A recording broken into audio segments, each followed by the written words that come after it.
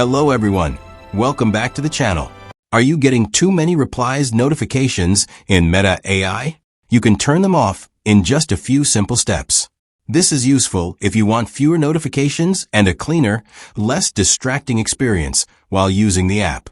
Let me show you how. First, open the Meta AI app on your Samsung Galaxy S26 Ultra. Tap the menu icon in the top left corner of the screen. Then tap the settings icon. Scroll down and tap notifications. Next, open Vibes and Replies. Here, you will find the option Replies.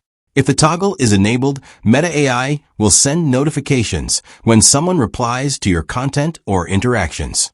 To stop these alerts, simply turn the toggle off. Once disabled, you will no longer receive replies notifications. This helps reduce unnecessary notifications and keeps your app experience more focused.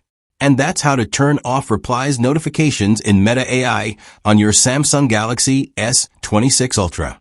If you found this video helpful, don't forget to like and subscribe for more simple Android tutorials. Thanks for watching, and I'll see you in the next video.